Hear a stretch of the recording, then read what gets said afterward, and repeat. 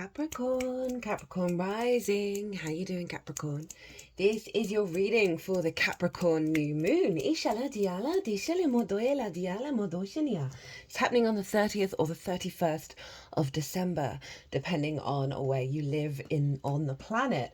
So my name's Chloe. I work with card divination, astrology, and as you heard, and as you can see, I channel multi-dimensional energies through my body, both in the form of physical and vocal light language. All of this is bringing in healing, attunement, and activation codes to the messages that are going to come through in this reading. So I've done a collective reading that's already gone out, and that's where I've broken down the astrology in way more detail of how everything is talking to each other at the exact moment of the new moon that forms an energetic blueprint. And that's more of a bigger vibe energy, right? More of a sort of a collective frequency that then the all 12 signs are working with. So as this is happening in your sign, Capricorn, if you want to dive a bit deeper into this moon, go check out the collective reading, also called collective tarot as well. And so that will just give you a deeper resonance of what's showing up in this reading. Now I'm using a deck that I took on the day of the winter solstice, which obviously in the northern hemisphere, summer solstice in the southern hemisphere happens in the sign of Capricorn. And I went to a stone circle called Avebury and took this deck with me to get charged up, because you always instigate one of the big portals of the year, right? Of the new season starting, right? We're here in the northern hemisphere, we're moving out into the yang energy, we're starting to build again. And so just after that portal, we've got the new moon, which, as I said, is going to happen just before New Year's Eve, right? Just before the new year. So big new moon energy for the whole earth year, as well as the calendar year, which is linked into the 1st of January. So I read for the rising signs. So for those of you who don't have Capricorn in the first house, look to the house that it does fall in. Look to the themes of that house. And all the cards. I've forgotten how slippy this deck is. What was I saying? Yeah, look to the themes of the house that it's in, as well as anything else you got going on in the sign of Capricorn. And you want to apply all of that to the messages that come through in this reading, because it will be wherever that falls in your chart has now energetically moved to the first house. So the astrology for the rising sign will still link in. You just got to add on excuse me, bit of throat clearing here, bit of throat chakra activation. So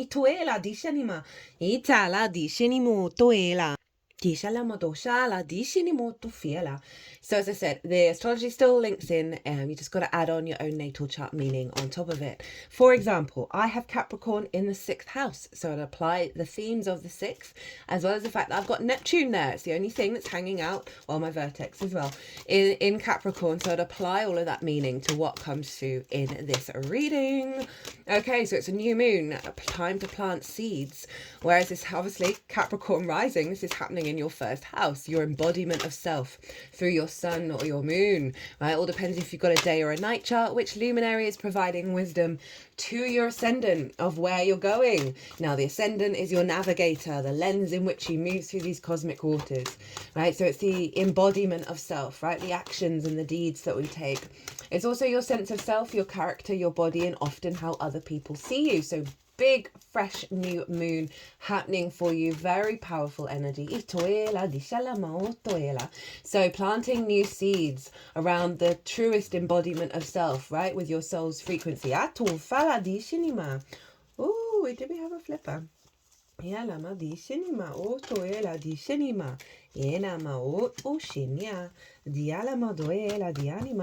they wanted to put that one back. That was the 5 of Cups in reverse. So often cards can come out before the main cards, just sort of let you know the process that you've been on of releasing a lot of heaviness, a lot of weight. Not surprising, given we just had Sagittarius season, which is in your 12th house, where we can get grief, we can get this sense of depression show up. So you're clearing the decks, and now you've got this beautiful new moon happening, right? As I said, a real elevation of self, an understanding of how you move through the world, a clarity of vision of how you want to embody yourself.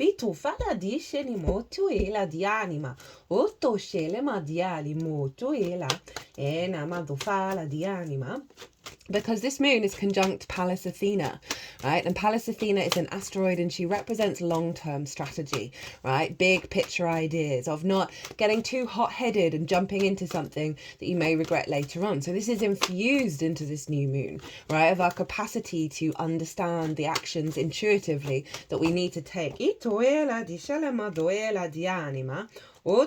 diceni mottoela, dialama ottoela diceni ma dianama, ottoela dianima ottoela diceni, diala duffala. Okay, that deck felt really funny.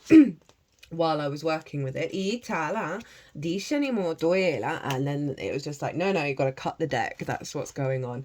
So those cards have come out nice and quick. Like the cards just felt really vibrant and lots of too much energy going on. Itala, diceni.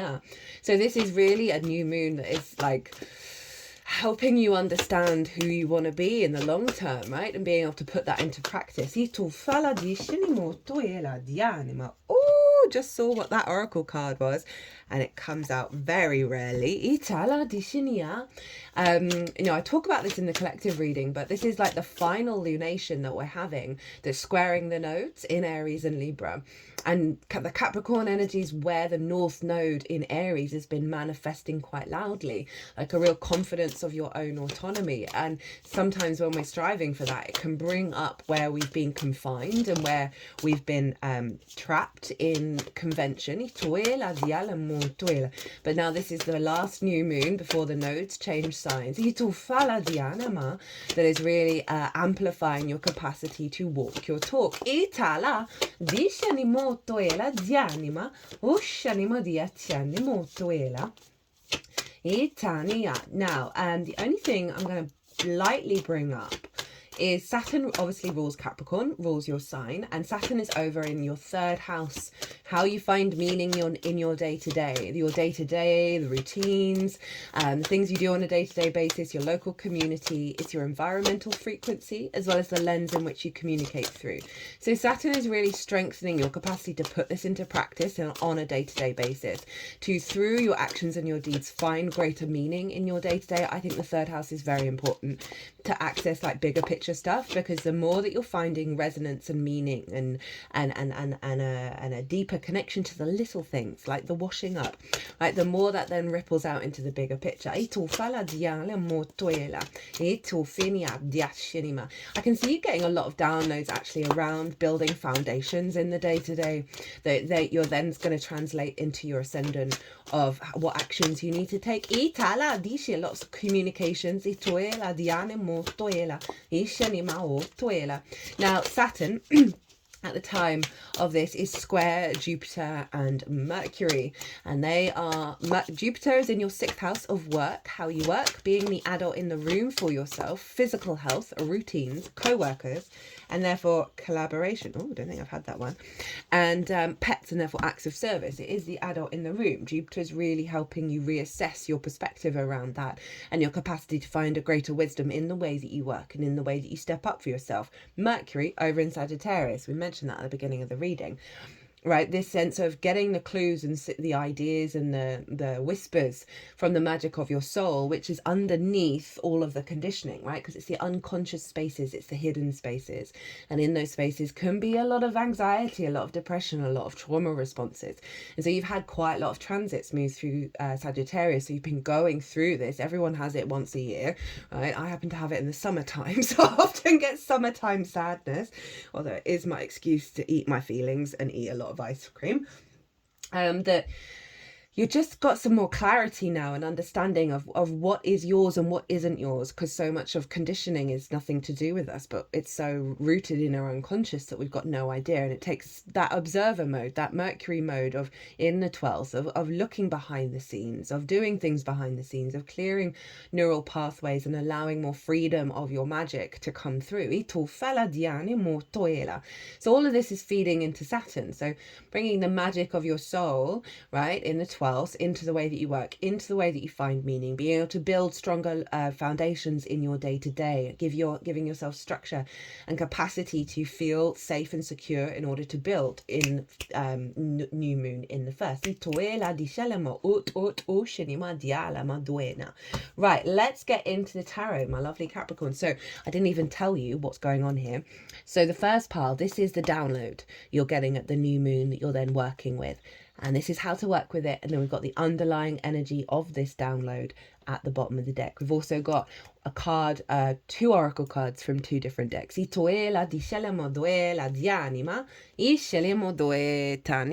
Okay, so hey Capricorn, 8 of Wands, the Sun, this is actually Mercury in Sagittarius, and then the 9 of Cups. So this is the download, alignment to your own vision, your own self, your own freedom, your own liberation, right? The joy of the inner child being free, right? That sense of being drawn towards play, towards light, towards the downloads, towards the clarity of self and understanding of self.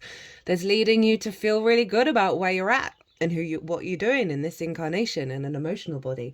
Because the 9 of Cups is all about the sense of gratitude and appreciation and abundance, right? Everything that we do is creation energy. Everything that we do acts as a instigator of abundance, even if it's like an abundance of negative thought processes.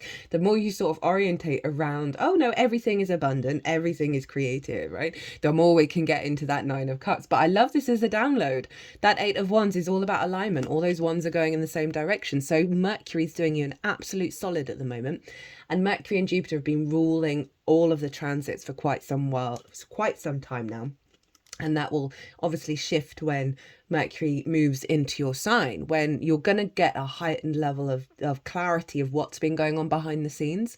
So this is like a real clearing of the decks around that anxiety, that grief, that loss, that isolation, all that good stuff in the 12th, that's leading to an instinctive alignment of the magic of your soul into the way that you move through the world, into the way that you see yourself and understand yourself from a place of love, right? And a place of confidence. I love this frequency. How to work with it. We got the Lovers, the 3 of Cups, and the King of Cups. So the Lovers, this is Gemini, right? But so we can apply that 6th house energy of finding a deeper wisdom of how to be the adult in the room for yourself, so you can make the right decisions that serve your longer term goals, right? Because this is about the integration of the masculine, feminine, and spirit. And when we're in that space, we can make the right decision of how to go about climbing that mountain, which arguably is the spiritual journey for us all, okay? And that, you know, Capricorn is the mountain goat. And so there's a real sense of your capacity to understand instinctively of what actions you need to take in order to sort of facilitate the bigger goals. It's not necessarily about worrying about the plans, it's about the integration process, right, of every part of yourself and falling in love with it. Because if we could just take the Lovers card and apply that to the 1st house, this is about you and integrating of self through deep love and deep empathy and compassion. Because that's what the spirit is, that's what the angel is source, and that is all source is love. So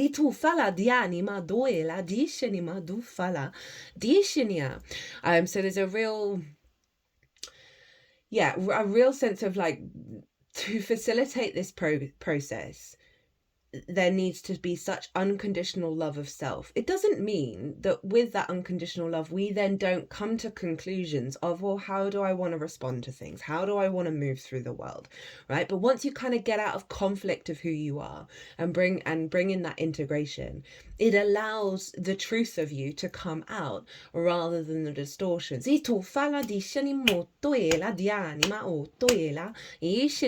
Finding the love, finding the joy in the little things, right? That then, you know, that 3rd house Saturn energy of them, that has bigger repercussions on the bigger things if you don't know what they mean to you, right? If you don't know what kind of big goals you want to set. This is simply looking to the small things and finding that resonance, finding that integration, realizing that everything around you is a mirror of something going on within you.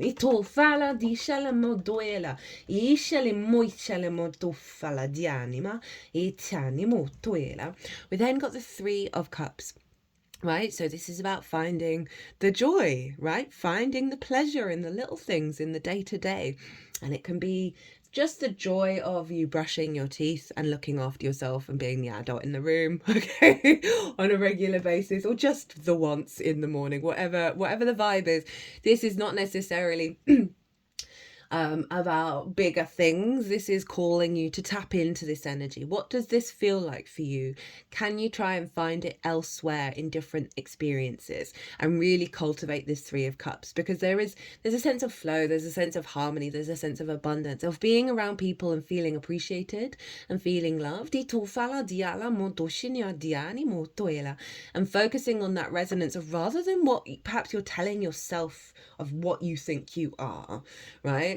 This might be about calling on friends and people in your life to help reflect back to you about your power.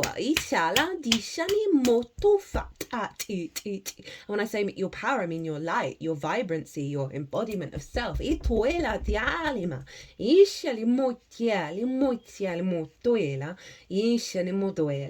know, it is very much about flow state with those cups, and because they're all in, there's a sense of big movement in that card of what would your emotional body like to bring about a sense of flow, right? How can you connect to that and then amplify that energy in the little things around you?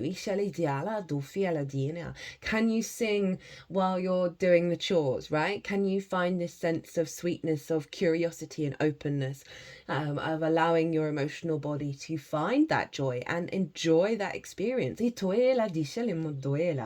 King of Cups. So very creative energy. The King of Cups is able to work with all the emotions and put their imagination to use and create through their intuition. But the King of Cups doesn't let itself get lost in the fray of the emotional body, right? It's not about denying those emotions. It's simply about the awareness that they are transitory and the awareness that they all have power, but none of them are going to rock you. None of them are going to shake you off your throne. Interestingly,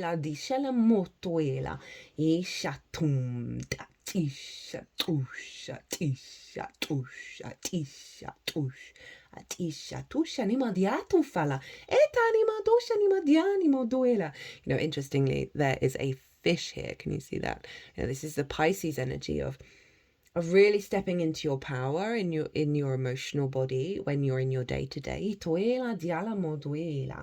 right? But there is a sense of knowing that there may be chaos going on around you, and are you going to let that knock you off your perch, right? Remember, we've got the light here, we've got the Nine of Cups, this sense of gratitude of existence, and this is helping you move through perhaps some difficult times that may come up. Of realizing, okay, what is this trying to teach me? Where is the wisdom in this water, in this emotion?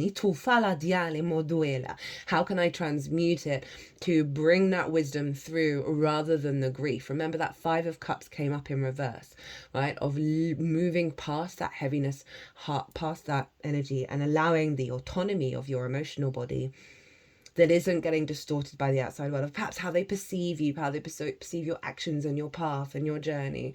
This isn't about this. This is about reconnecting back to your sovereign body. Okay, at the bottom of the deck, I've completely forgotten. Page of Pentacles. Okay, so this page showed up in the collective.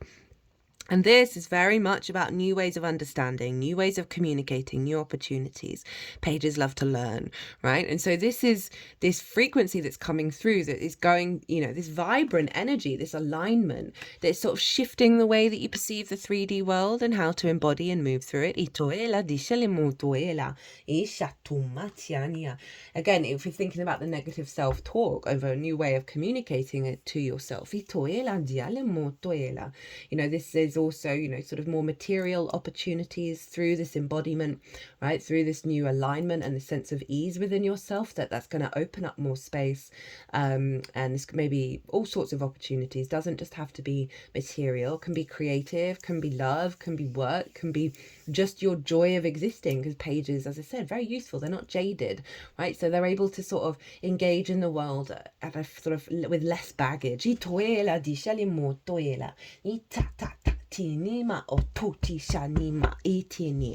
Right, your oracle cards.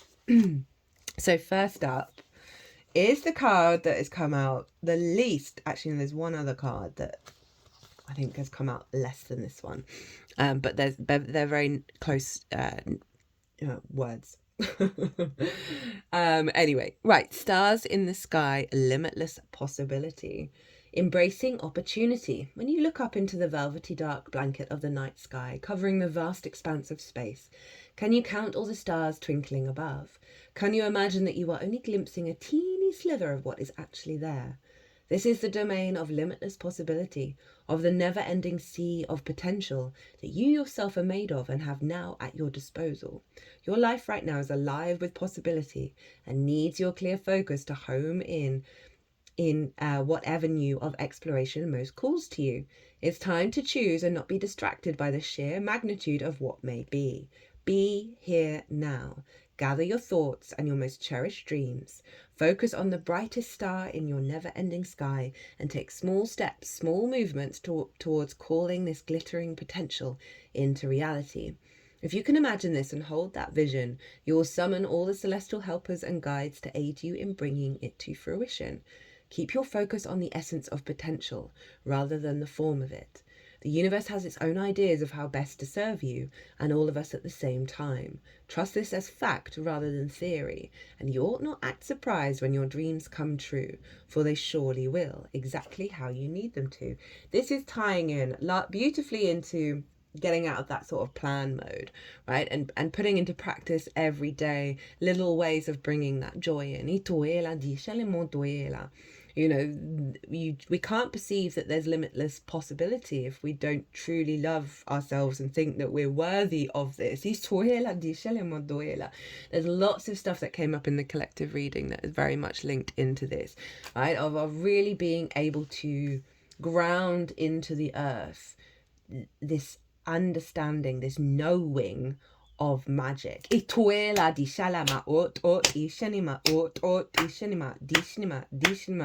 this is a far cry from that Five of Cups, of that heavy, stuck energy.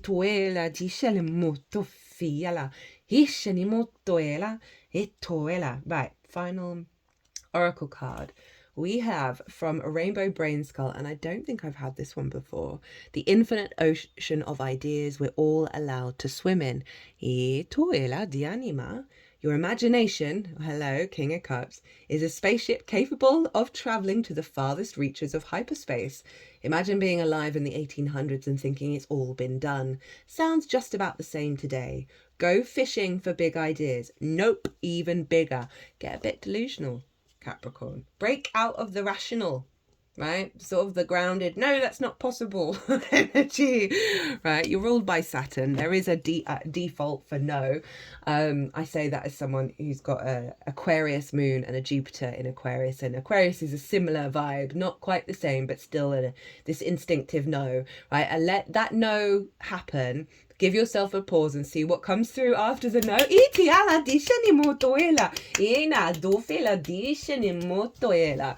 Well, my lovely. Oh, firstly, there is a competition on at the moment. Go check out my latest short. And there are 3 personal readings up for grabs. Go watch that if you want to enter into the competition. If you want a personal reading based on the Mars retrograde, they are 50% off. Email me directly to take me up on that offer. Other than that, my website is everywhere. If you want a personal reading, can be about absolutely anything. My lovely Capricorns, get a bit imaginative, get a bit playful, and always do so without expectations or assumptions about how anything's going to unfold. What Source really wants us to do is to tap into joy, right? And that can be really, really damn difficult. And so the more that we cultivate joy, especially, Saturn in the 3rd can sort of diminish that a little bit, but it's only doing it in order to establish a stronger foundation of you being committed to the resonance of your day-to-day, to the meaning, to the joy of the day-to-day. That the more that we do that, as I said, that 3rd house energy that's influencing this 1st house, it ripples into the rest of the chart. It clears so much space and so allows co-creation with Source to come in big time. Right, my lovely Capricorns, I'm going to leave it there. Be good to yourselves, be good to those around you, safe travels, and be well until we meet again.